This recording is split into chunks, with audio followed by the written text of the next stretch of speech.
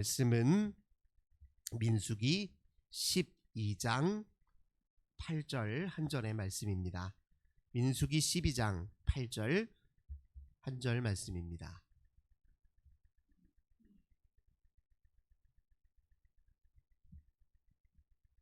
민수기 12장 8절 한절 말씀을 우리 한 목소리로 함께 봉독합니다. 그와는 내가 대면하여 명백히 말하고 은밀한 말로 하지 아니하며 그는 또 여호와의 형상을 보거늘 너희가 어찌하여 내 종 모세 비방하기를 두려워하지 아니하느냐. 아멘. 오늘도 우리 주님과 함께 이 복된 날 시작하시는 우리 모든 성도님들 하나님께서 하늘의 크신 은혜와 평화 가득 부어주시길 주님의 이름으로 간절히 기원합니다. 오늘 본문의 말씀을 통해서 영적 권위의 원천, 이런 제목으로 함께 은혜 나누도록 하겠습니다. 이스라엘 백성들이 광야에서 어떻게 생활했는지, 그들이 광야를 거쳐서 가나안 땅에 이르기까지 어떤 여정을 보내왔는지에 대한 기록이 민수기에 잘 기록되어 있습니다. 그들이 이제 광야 생활을 하는 동안 가장 중요한 것은 하나님의 임재 안에 온전히 머물러 있는 것이고 우리 주님과 동행하는 일이며 주의 복된 말씀에 순종하는 일이 이 광야 생활의 가장 중요한 영적 과제였습니다. 이 광야 생활을 통해서 그들은 이제 하나님의 백성으로 사는 법을 익히고 훈련하는 기간이었다, 이렇게 이해해도 좋을 것입니다. 장차 들어가게 될 가나안 땅은요, 이방 민족들이 이방 신과 또 문화와 종교에 따라 오랫동안 그곳에서 터잡아 살아왔어요. 그곳에서 역시 이스라엘 백성들이 하나님의 백성으로서 삶을 살려면 그들과 분명히 차별점이 있어야죠. 구별될 삶을 살려면 단단히 영적으로 준비하고 또 생활의 모든 양식도 하나님 기뻐하시는 모습으로 익히고 훈련하는 기간이 반드시 필요했습니다. 이 광야에서 이동하는 그 과정을 잘 보면요, 모든 것이 다 이제 하나님이 주도하시고 이끄시는 것을 이스라엘 백성들이 순종하는 과정을 통해 광야 생활이 이루어졌고 광야에서 이동이 이루어졌음을 우리가 확인할 수 있습니다. 특별히 이제 민수기 10장 33절에서 36절의 말씀을 보면 이스라엘 백성들이 이제 한 곳 체류해 있다가 다른 곳으로 이동할 때 이제 어떻게 진영을 짜고 어떻게 이동하는지 그 이야기가 쭉 기록되어 있는데요. 맨 앞에 이동할 때는 이제 누가 앞장서냐? 언약궤를 맨 제사장들이 맨 앞에 이제 앞장섭니다. 언약궤가 제일 먼저 앞장서고 그 뒤로 이제 유다 지파부터 해서 각 지파들이 순서대로 진영을 이루어서 이동하는데요. 이제 중간중간에 이제 성막의 부품이라든가 기구들을 안고 있는 이제 레위인들이 그 사이에, 지파들 사이사이에 끼워 있습니다. 맨 앞에 언약궤가 있고 그 다음에 유다 지파가 있고 그 다음에 그 뒤로 두 개의 지파가 더 있고 그 다음에 성막과 기구를 짊어지고 있는 레위인이 있고, 이런 식으로 이렇게 일렬로 진영을 세워서 이동을 하게 되어 있습니다. 그리고 하나님이 다시 사인을 주시면 멈추어서 다시 이제 천막을 치고 성막을 치는, 그래서 한참 또 하나님과 함께 그곳에서 진영을 이루고 사는 것이 이제 광야 생활의 모습이었습니다. 근데 이 언약궤가 맨 앞장에 설 때 모세가 이런 이야기를 합니다. 35절입니다. 35절, 10장 35절. 궤가 떠날 때에는 모세가 말하되 여호와여 일어나사 주의 대적들을 흩으시고 주를 미워하는 자가 주 앞에서 도망하게 하소서 하였고, 이제 하나님이 사인을 주셔서 언약궤가 이제 행진을 처음 시작하고 할 때 모세가 이렇게 선언한다는 거예요. 여호와여 일어나셔서 우리의 대적들과 그리고 주를 미워하는 자를 흩으시고 도망하게 하소서, 이렇게 선포하라, 이렇게 하나님이 이제 명하셨습니다. 근데 이 과정이 이제 무엇을 상징하겠습니까? 광야는 이제 험한 곳이에요. 생존의 위협이 늘 도사리고 있는 곳입니다. 그래서 하나님께서 지키시고 도우셔야 광야에서 안전하게 생활할 수 있다는 것을 이런 선포와 선언을 통해서 이제 확인을 한 것이고요. 이스라엘 백성들은 하나님을 앞세워야 살 수 있다라는 사실을 여기서 또 재확인하게 되어 있습니다. 하나님을 앞세우고 하나님 앞에 순종해야 가장 안전이 거하고 가장 온전한 삶을 살 수 있다라는 것을 이 행진의 과정을 통해 가르쳐주고 있습니다. 그리고 이제 개가 멈춰설 때, 즉 하나님께서 이곳에 잠시 체류하라 이렇게 사인을 주실 때 모세가 또 이렇게 외칩니다. 10장 36절입니다. 여호와여 이스라엘 종족들에게로 돌아오소서. 이게 무엇입니까? 지금 내가 머물러 있는 그 자리에 여호와 하나님이 함께 계셔야 그곳에서 내가 하나님의 백성으로서 온전한 삶을 살 수 있다는 겁니다. 달리 말하자면 하나님 있는 곳에 내가 있어야 되고, 내가 있는 곳에 하나님 함께 계셔야 그게 바로 가장 온전한 삶이 가능한 것이다 라고 이제 모세가 또 이렇게 확인을 해줍니다. 이렇게 분명히 민수기는 하나님과 동행하고 하나님의 의지에 순복하는 삶의 중요성에 대해서 이야기하고 있는데, 실상 이스라엘 백성들은 광야 생활을 하는 동안 여러 미숙한 면모들을 계속 드러냈습니다. 이제 그 중에 특별히 11장에 보면 이스라엘 백성들이 광야 생활을 하는 동안에 이런저런 불평과 원망을 늘어놓는 이야기들이 이제 등장합니다. 그것이 미숙한 면이죠. 그들의 영적 미숙한 면들을 이렇게 보여주는데, 우선 어떤 사건이 있었냐면 11장 1절을 보니까 여호와께서 들으시기에 백성이 악한 말로 원망하매 여호와께서 들으시고 진노하사 여호와의 불을 그들 중에서 붙여서 진영 끝을 사르게 하시매. 여기서 하나님은 이제 원망하는 거예요. 원망하는 이유는 이제 광야 생활이 당연히 불편하잖아요. 힘듭니다. 늘 위협과 불안 속에 있습니다. 근데 사실 이것이 곧 하나님 앞에서는 이제 신앙의 시험대죠. 불안과 두려움을 뚫고 하나님을 전적으로 신뢰하기를 훈련하고, 그렇게 선택하기를 반복하고, 늘 그 앞에 서기를 하나님 기대하셨지만 그들은 이제 어리석은 마음에 하나님을 이제 원망했는데요. 이제 그것은 그들 무엇을 또 잊고 있었다는 것이냐면, 그들이 이 광야에 영원히 있을 건 아니거든요. 하나님이 분명히 가나안 땅으로 가라 명하셨고 가나안으로 이끌고 계신데, 결국 그들이 도달해야 될 궁극적 지향점과 목표점을 잊어버리고 망각하는 순간 그들이 이제 광야 생활을 불평하고 원망했다는 것을 알 수 있습니다. 이렇게 하나님의 진노를 살 때 모세는 또 중재 역할을 합니다. 11장 2절을 보니까 백성이 모세에게 부르짖음으로 모세가 여호와께 기도하니 불이 꺼졌더라 이렇게 표현하고 있습니다. 백성들의 원망의 소리에 대해 하나님이 진노하실 때 모세가 하나님 앞에 기도함으로, 즉 그들을 대리하여 하나님께 용서를 청했을 때 하나님이 또 용서하세요.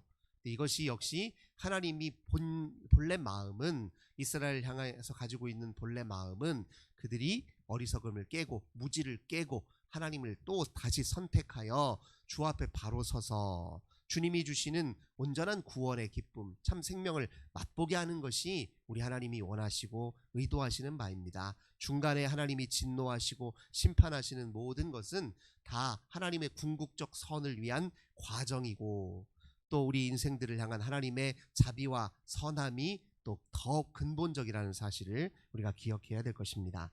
근데 또 어떤 이제 불평이 있었냐면 11장 4절 말씀 보면 그들 중에 섞여 사는 다른 인종들이 탐욕을 품음에 이스라엘 자손도 다시 울며 이르되 누가 우리에게 고기를 주어 먹게 하랴. 우리가 애굽에 있을 때는 값없이 생선과 오이와 참외와 부추와 파와 마늘들을 먹은 것이 생각나거늘 이제는 우리의 기력이 다하여 이 만나 외에는 보이는 것이 아무것도 없도다 하니. 두 번째 이제 어떤 불평이 있었냐면 하나님이 광야에서 굶지 않도록 만나를 주시긴 했어요. 근데 이 만나 외에 또 고기가 먹고 싶은 생각이 들었어요. 아니 애굽에 있을 때는 이런저런 그래도 노예 생활을 하긴 했지만 먹고 싶은 것이라도 좀 마음껏 먹을 수 있었는데 이 광야는 우리가 먹고 싶은 것도 제대로 못 먹는다면서 불평을 늘어놓았습니다. 이 불평 속엔 무엇이 담겨져 있느냐? 이 애굽에서의 그 삶을 온전히 청산하지 못한 것이죠. 애굽에서의 삶에 대한 잘못된 향수죠. 하나님이 허락하실 가나안 땅, 새로운 미래 속에 열릴 그 삶에 대한 기대와 그 삶에 대한 더 선명한 비전을 마음에 품어야 될 백성들이 과거에 여전히 매여 있었다는 거예요. 과거에 매여 있게 만드는 가장 큰 동력은 무엇입니까? 이제 고기로 대변되는 탐욕이에요. 그래서 4절을 보니까 어떤 사람들이 탐욕을 품는 것을 보고 이스라엘 백성들 속에도 감추어졌던 욕망이 막 드러난 것이죠. 고기도 먹고 싶고 이것도 갖고 싶고 저것도 누리고 싶고 하는 그 마음들이 바로 하나님의 백성으로서의 삶에 있어서 경계해야 될 또 다른 요소라는 것을 이걸 통해 확인시켜주고 있습니다. 그래서 하나님이 이들에게 무엇을 주셨습니까? 그 마음을 완전히 물리치거나 금지하시기보다는 그들에게 그 욕망을 스스로 제어할 수 있도록 그래도 하나님이 도와주시려고 메추라기를 고기 대신에 그들에게 허락해 주셨습니다. 근데 만나는 기본적으로 이제 이 만나라고 하는 뜻이 이게 무엇인가라는 그런 이제 히브리어 물음에서 온 거예요. 동사에서 온 것입니다. 그러니까 한 번도 보지 못한 그런 신비한 음식체라서 보고서 이게 뭐지 하는 것이 이제 만나라는 말로 등장했죠. 메추라기는 우리가 잘 알고 있는 것처럼 이제 그 새의 를 뜻합니다. 광야에서 흔히 만날 수 있는 그런 새 종류를 하나님이 먹거리로 제공하셨습니다. 근데 세 번째 그들이 또 어떤 불평을 늘어놓았느냐, 오늘 이제 12장의 이야기인데요. 12장 1절과 2절 3절 보겠습니다. 모세가 구스 여자를 취하였더니 그 구스 여자를 취하였으므로 미리암과 아론이 모세를 비방하니라. 그들이 이르되 여호와께서 모세와만 말씀하셨느냐 우리와도 말씀하지 아니하셨느냐 하매 여호와께서 이 말을 들으셨더라. 이게 무슨 말이냐면 그들이 이제 광야에서 이런저런 원망과 불평의 마음이 생겼는데요. 하나님은 자기 눈에 안 보여요. 근데 모세는 제 눈앞에 이제 지도자로 서 있단 말이에요. 그러니까 하나님께 늘어놓아야 될 불평과 원망을 사실 모세에게도 고스란히 다 쏟아냈어요. 아니 모세에게 더 오히려 더 자주 반복적으로 불평했겠죠. 그때마다 이제 모세는 하나님의 편에 서서 그들을 이제 설득하고 만류하고 마음을 돌이키기 위해서 이런저런 이야기들을 했을 것입니다.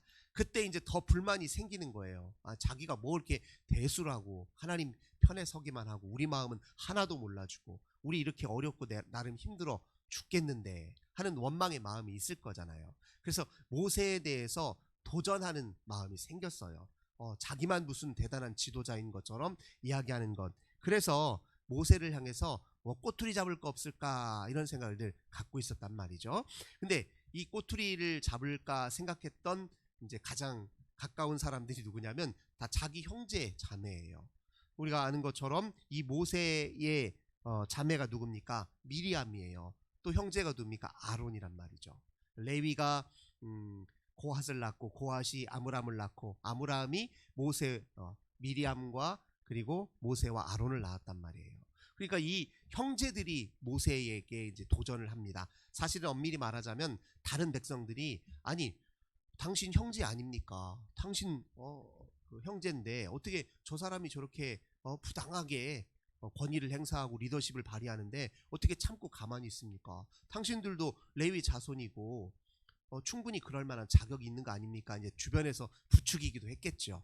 이제 그러다가 모세가 이제 꼬투리 하나 잡힐 만한 걸 일이 생겼어요. 1절 보니까 구스 여자를 취했단 말이에요. 이방 여인이죠. 이제 구스는 에디오파를 뜻합니다. 그러니까 어떻게 이스라엘 백성들이 광야 생활을 하는 동안에 이스라엘 백성들만 있었던 것 같지는 않아요. 그러니까 그들이 떠돌이처럼 방랑하던 이들, 근데 이스라엘 백성들의 그룹 속에 어쩌다 끼어서 같이 이제 광야 생활을 하던 일부 우리들 중에 모세의 눈에 띄어서 이제 모세가 한 여인을 취했는데 그걸 가지고 꼬투리를 잡고 미리암과 아론이 비방했단 말이에요.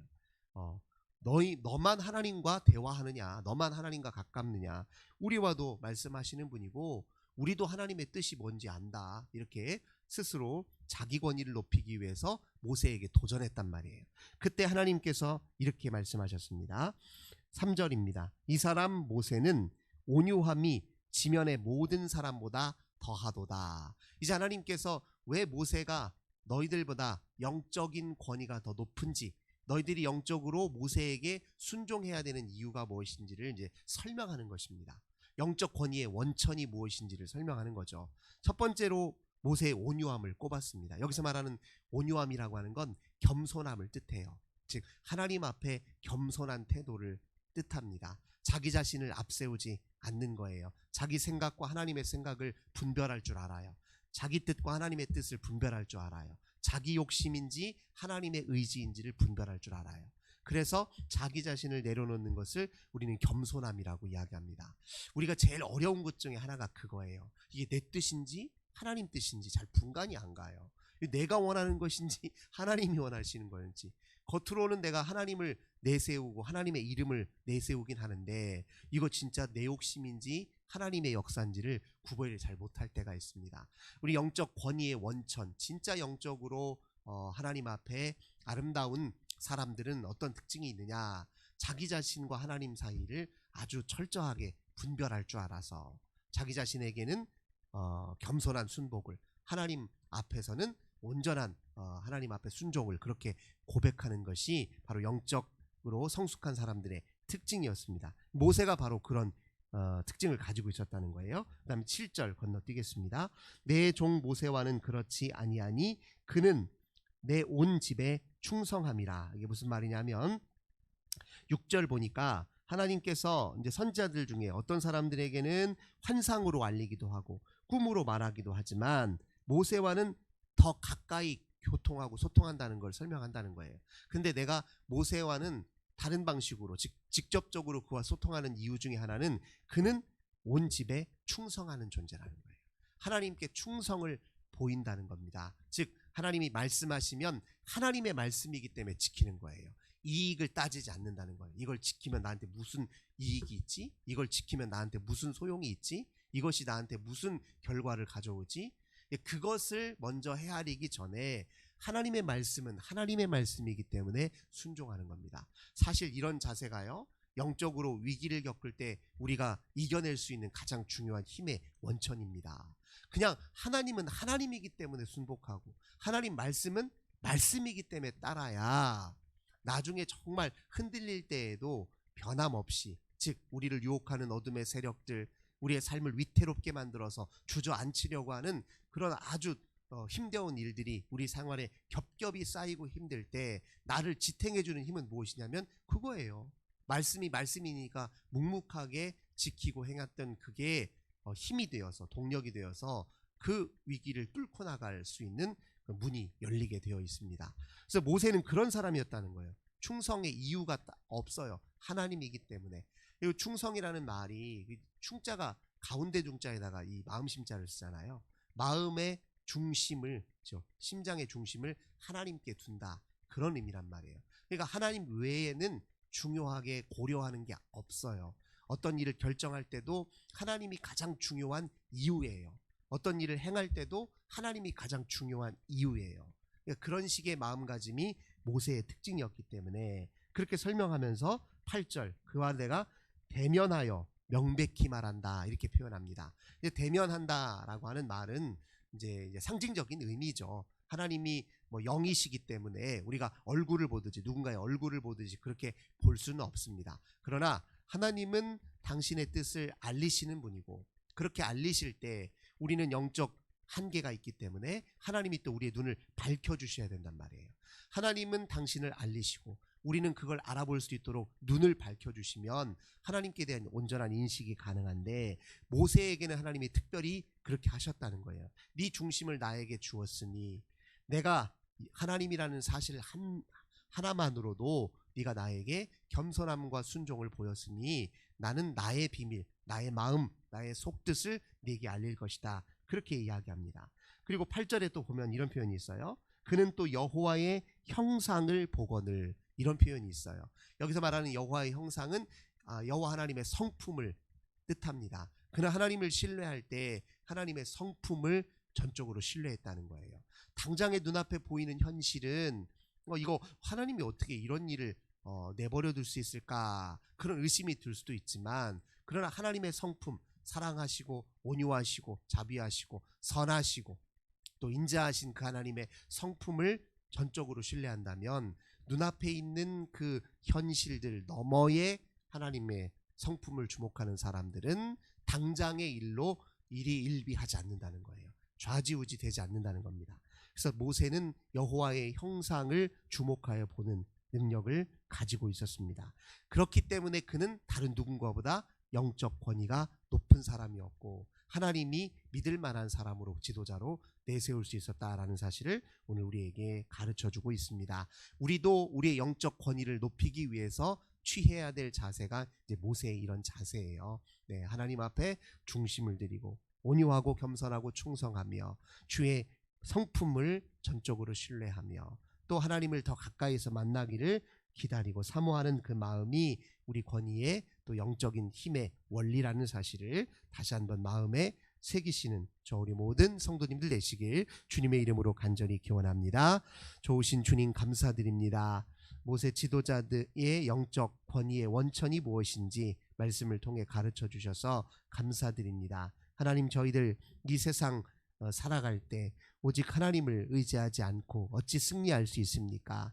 주님을 가까이 하지 않고 어떻게 우리 인생에게 닥치는 위기를, 환난을 우리가 극복할 수 있겠습니까? 주님, 모세처럼 겸손하게 하소서, 중심을 주께 드리고 충성하게 도우소서. 하나님이 하나님이시니 오직 하나님 앞에 순복함으로 저희들 인생에 우리 하나님의 놀라운 은혜와 섭리를 가까이에서 목도하게 하소서. 주님이 얼마나 우리를 사랑하시는지, 오늘도 주님께서 우리를 인생을 위해 어떻게 일하시는지 깨달아 알 만큼 주께 가까이 하고 주의 얼굴을 가까이 바라보는 저희들 다 되게 하옵소서. 주 예수님의 이름으로 간절히 기도드립니다. 아멘. 오늘도 우리 환우들을 위해서, 가정의 자녀들을 위해서, 교회와 나라와 민족을 위해 함께 기도하겠습니다. 주님 감사합니다. 오늘도 주께 기도하며 이 귀한 날, 복된 날 시작합니다. 하나님이 주인 되어 주소서, 은혜 베풀어 주소서.